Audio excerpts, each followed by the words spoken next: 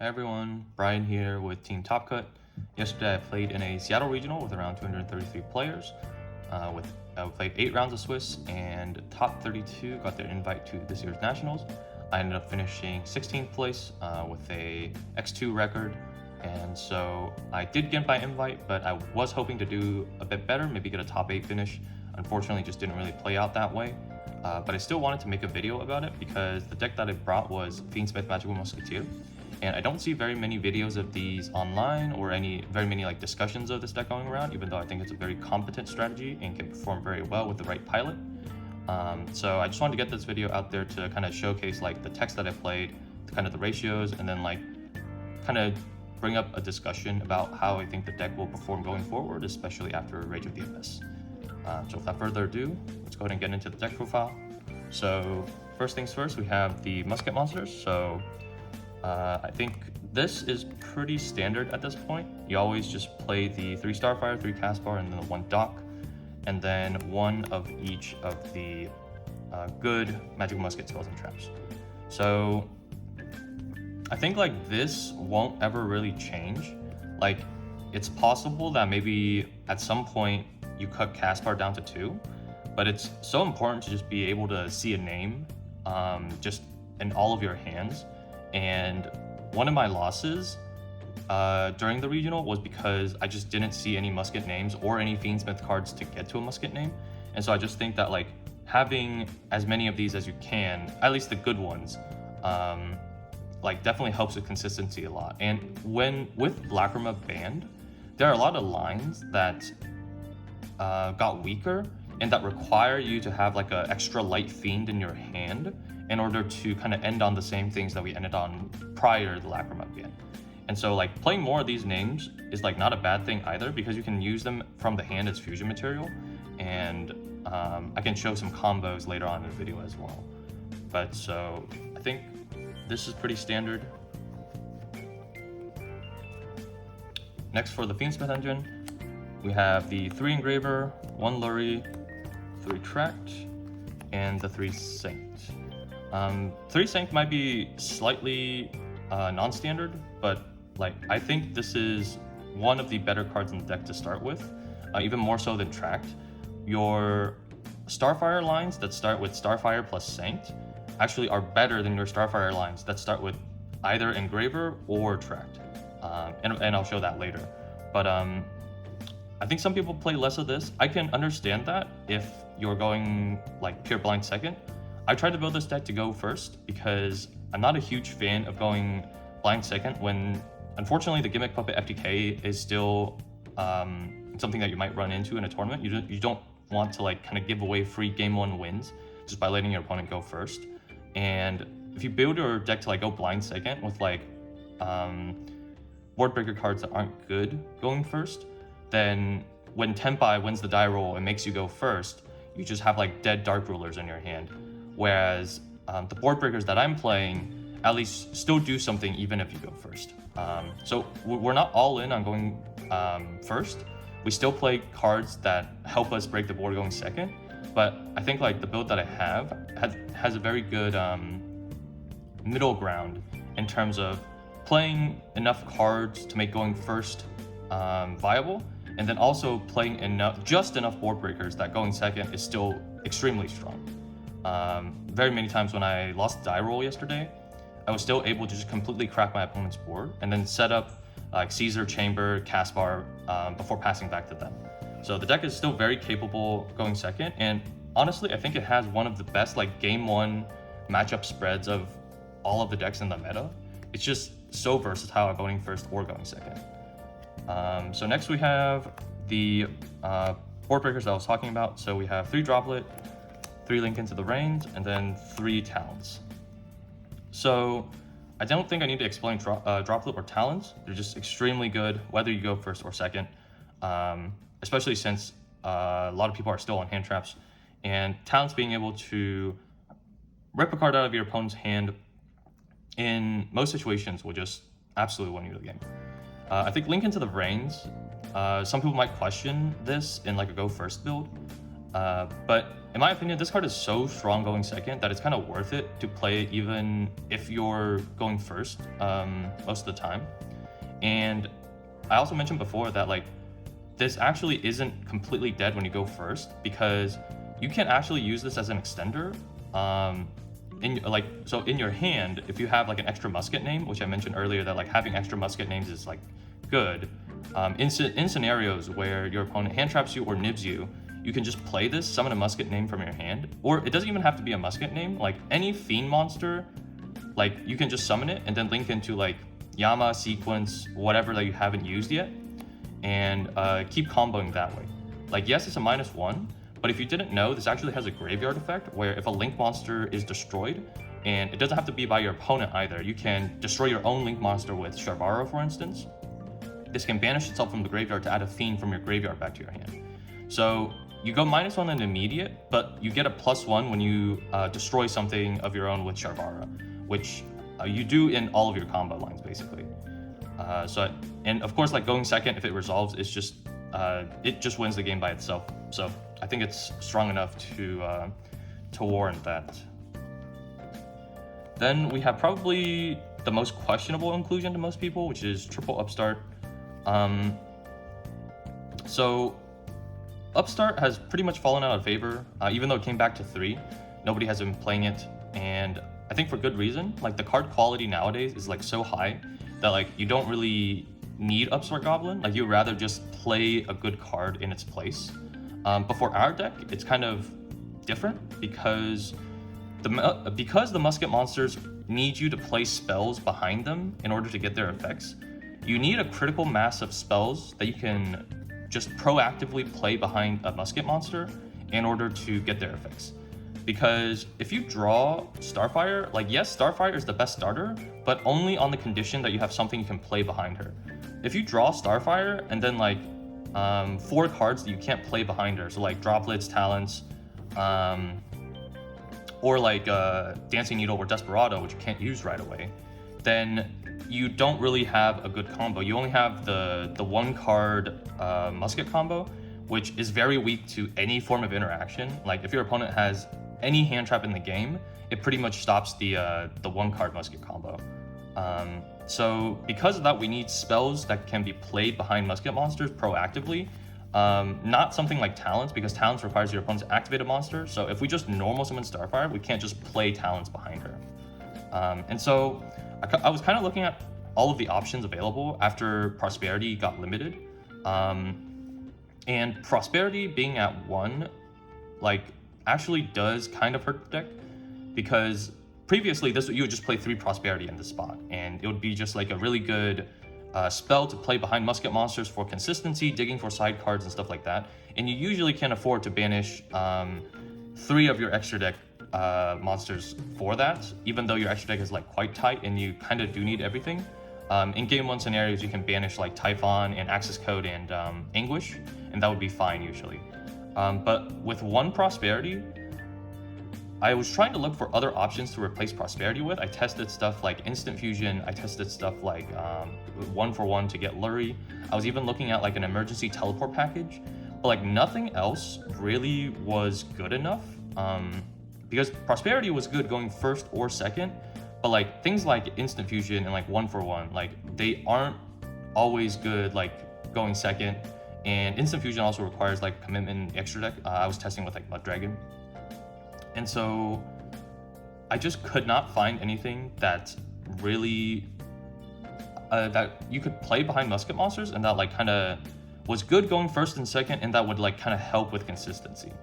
Like you could play something like Cross Out and then preemptively call like Nibiru, but like I just felt like that was a really bad use of like resources, because like what if your opponent doesn't have Nibiru and then you just lose to like an impermanence later on, right? So Upstart is just good because you can play it behind your musket monster and it'll draw you into more of like the good cards in your deck, right? And obviously I'm not playing the 1 Prosperity because it would then conflict with, you know, the draws off of these 3 Upstarts. And I think like even going second, it just extends your deck to find the board breakers that you want to find. And so I think in most decks nowadays, you don't really play Upstart, but in this deck, because you need spells to play behind your musket monsters, at least to me, it makes a lot of sense.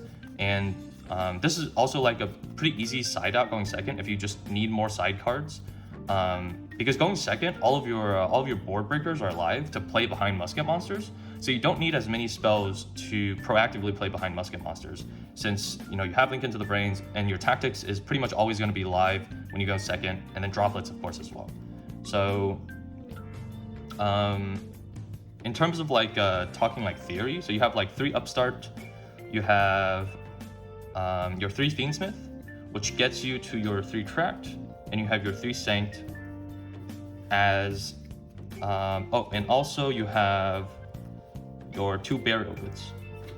So in total, you have 14 ways to get to a spell that you can play behind a musket monster. This is, I think, around like a 90-some% chance, which is good enough to me.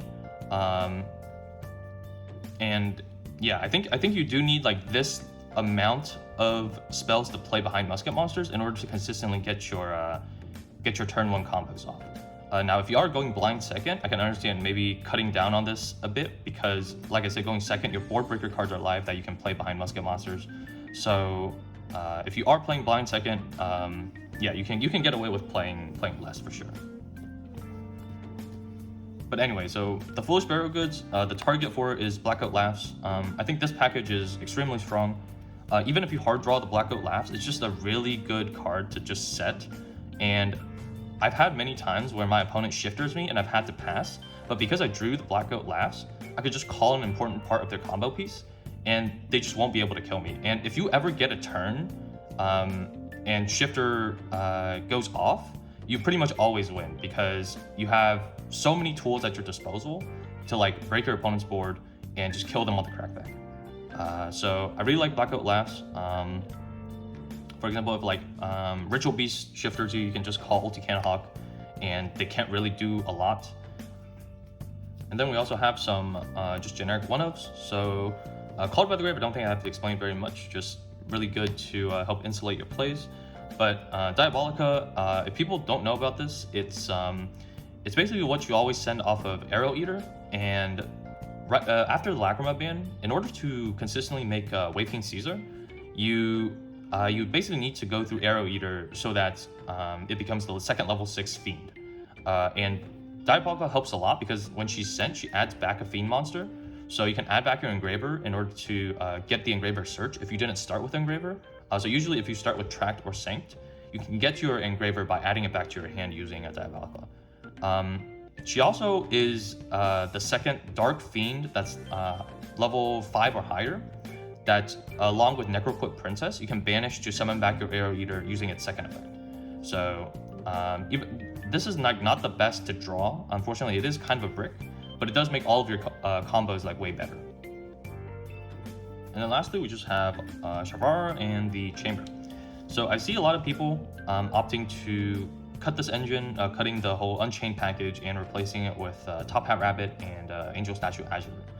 And I think that's a fine way to do things, but in my opinion, this package is so strong that I would play it even if sometimes it hurts to like draw these individually. And honestly, like drawing Shavara a lot of the times is like perfectly fine. It helps you dodge impermanence, which is honestly like very useful.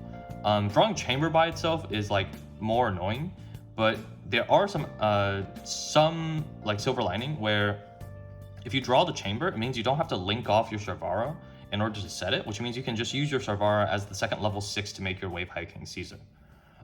So drawing them isn't the end of the world, but they're like obviously their main utility is the amount of extension they give you, and in my opinion, like these help you break the board so much easier, because if you didn't know, with Unchained Soul of Anguish, you target an opponent's monster and you link it away into a dark fiend, into a dark link monster, and so most of the time that'll be access code. And because you're the turn player, your access code will trigger first to target Anguish in order to gain 3000 attack. And because you can't respond to access code's effects, your opponent, if you link off your opponent's monster that has a graveyard effect, your opponent just can't activate it. So if you use Anguish, target a Flamberge to link them both away into access code, your opponent just can't use Flamberge's graveyard effect, which I think is like super strong and helps you like break like so many boards, especially because like while you're doing all this, you're usually going through Rage as well, so that Rage is in grave, and then when you link off Sharvara, you just set the chamber, and that's just a guaranteed interruption on your opponent's turn. So because the biggest thing about like breaking the opponent's board these days is not only do you have to break the board, you also have to set up your own board that can counter your opponent's crackback. And that's what this deck does really well, is not only can it break the whole board, it can set up a board in the process that your opponent just can't play through. Usually that'll be like Caesar's Caspar plus this trap with Rage Engrave, or it'll be like Desiree plus Caspar plus this plus this trap and Rage Engrave. So at least for now, I think this package is very much necessary. And post Rage of the Abyss, I think it's a bit more questionable because the standard one-line combo post Rage of the Abyss doesn't have room to go through the Unchained line, so I can see cutting it for Azure Rune, but that's something I will have to test with a bit later. And then for the extra deck, we have 1 Requiem, 1 Max. This is pretty standard. I don't think you need to play 2 Max. Everything is Light Fiend, so you can always shuffle it back. This deck has so much recursability that just playing 1 is fine. Then when I played the 1 Link Spider, this was kind of a last-minute inclusion. There are certain circumstances where when your opponent nibs you, you want to convert the nib token into an effect monster, so you can go into Muckraker of the Underworld, because she requires effect monsters. And it never came up yesterday, partially because I didn't get nibbed all that often, but it does have a use case, so I probably will continue playing it, and there isn't like really any other monster I will put in the slot. So yeah, I'll keep testing with the Link Spider. Then Muckraker, just part of the, she's basically like your budget Lacrima now. Like obviously she costs more resources to go into, but she does have a pretty neat effect to protect your Fiend monsters. Like if your Fiend monster would be destroyed with battle or card effect, you can instead just send like a different Fiend monster you control.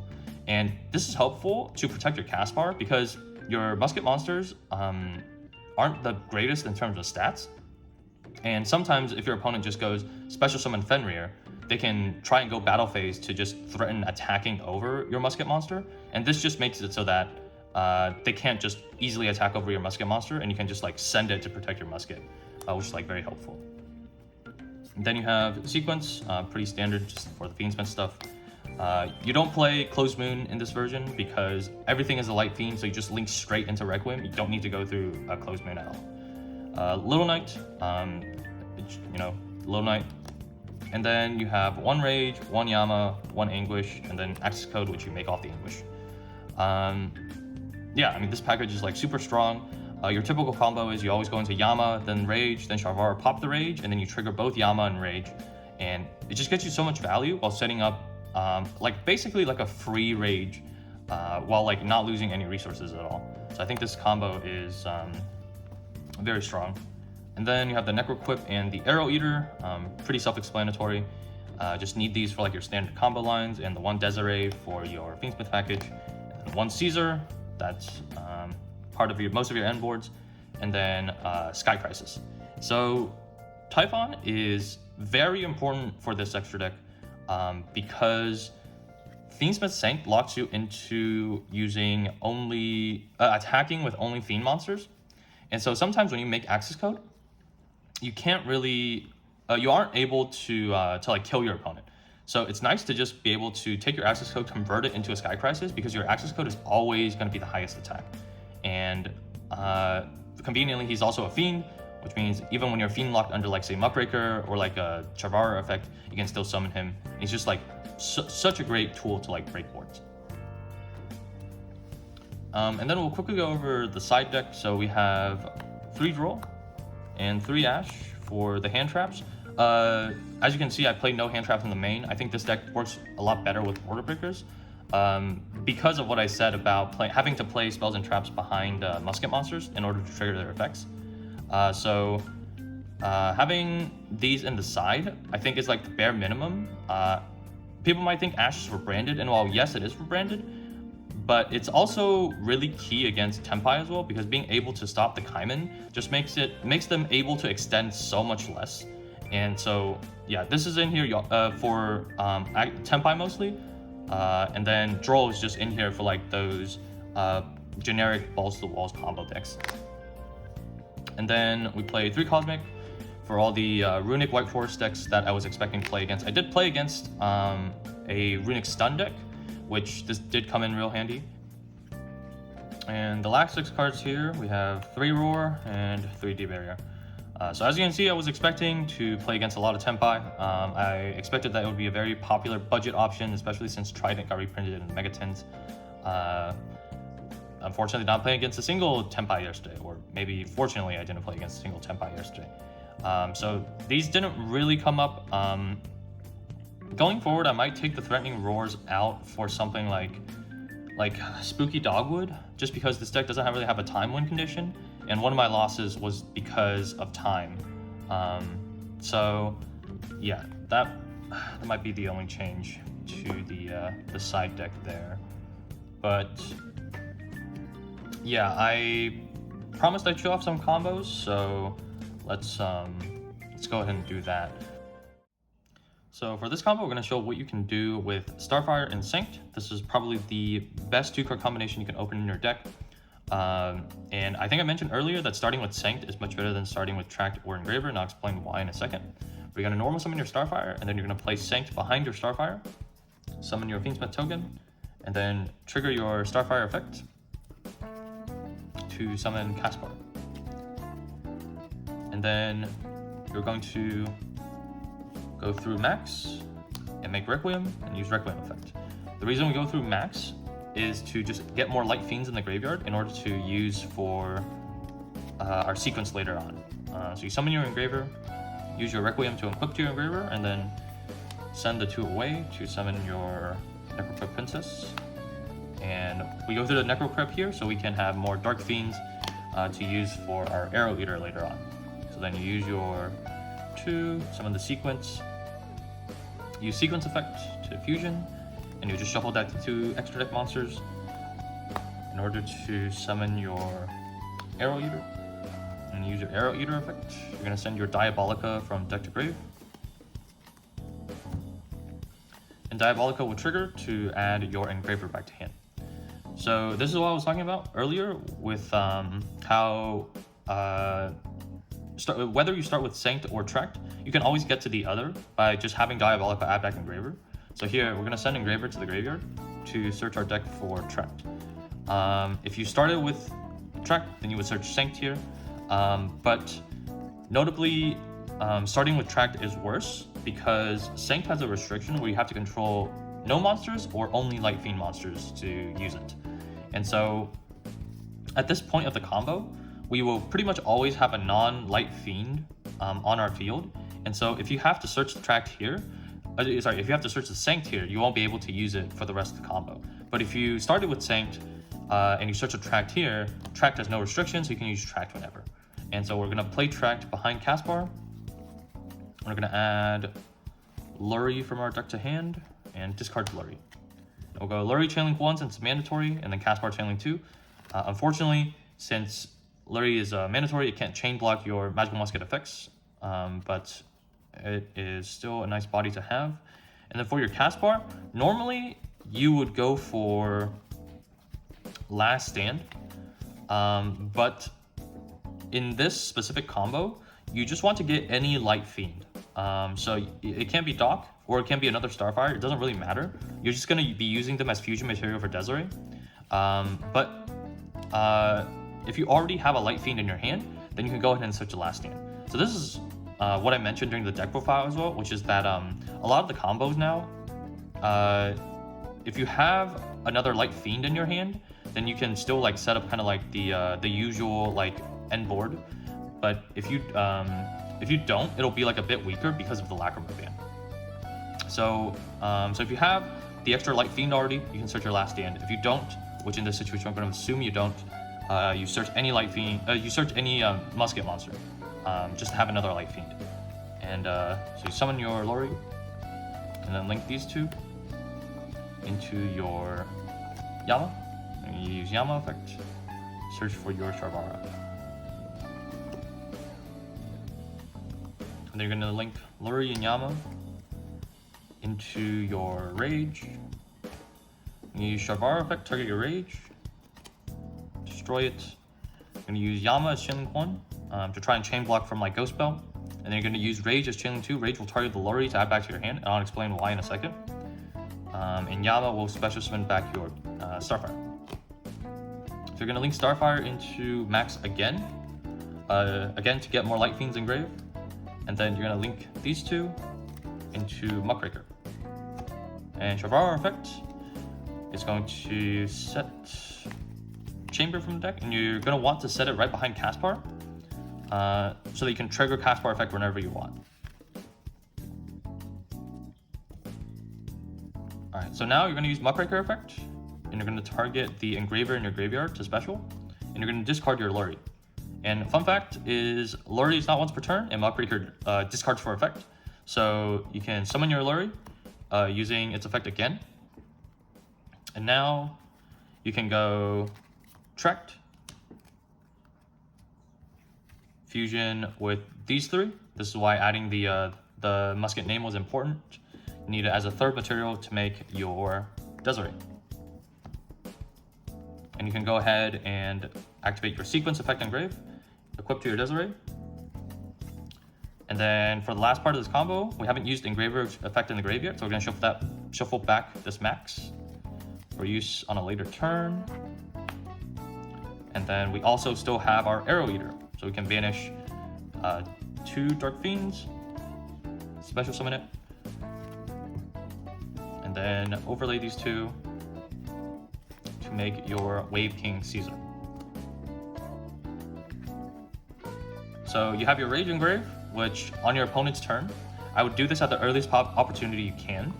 Use your Chamber, summon back your Rage, not in the Anima column, and then use your Caspar effect to search, and this is where you grab your last stand if you have not grabbed it yet. This just gives you the most ways to play around as many board breakers as possible. Alright, so for this combo, I'm going to show off what you can do with just one Magical Musket monster, assuming you don't have any spells to play behind your Musket monster, and also that it is the only Light Fiend that you have. So you're going to start by normal summoning Caspar, link into your Max, and then link Max into your Requiem, same as before, and you're going to use Requiem effect to summon your Engraver. You're going to equip Requiem to Engraver, and then send the 2 away for your Necroquip.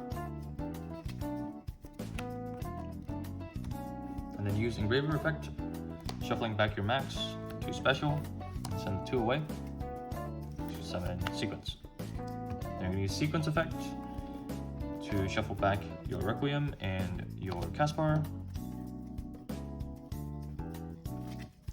summoning Arrow Eater. You're going to use Arrow Eater effect to send Diabolica to grave, and Diabolica effect will add Engraver. And then you're going to send Engraver to add Tract, and then you're going to use Tract. So here we're actually going to add Caspar and send Caspar. So in this particular line, you don't add the Luri. And then you're gonna link these two into Yama, and use Yama effect. Search for your Sharvara. Then you're gonna use your Arrow Eater effect, banishing the 2 Dark Fiends. Special, and then link both of them into your Rage. And you're gonna Sharvara pop your Rage. You use Yama as Chaining 1, Sharvara as Chaining 2. Sharvara will add back Engraver, and Yama will special summon Caspar. Then you're going to link these two into Muckraker, and you're going to use Sharvara effect to set Chamber. And then you're going to use Muckraker effect, targeting your Caspar, discarding your Engraver to special summon in the column of your Chamber. So here on the opponent's turn, you can flip Chamber, special summon Rage, and then Caspar can go search for any Magical Musket spell of your choosing, depending on what the situation calls for. So that'll be it for this video, guys. Hope you all enjoyed. If you have any questions, I don't check the YouTube comments that often, but you can find me in the Team Top Cut Discord. Link to join will be in the description. If you're interested in getting coaching for the deck to talk about how I play through hand traps, what my side patterns usually look like, or you want to see the combo spreadsheet I put together, you can go to the Team Metafy page and sign up for a session with us there. But yeah, if you guys decide to try the deck out, hope you found this video useful, and I'll see you next time.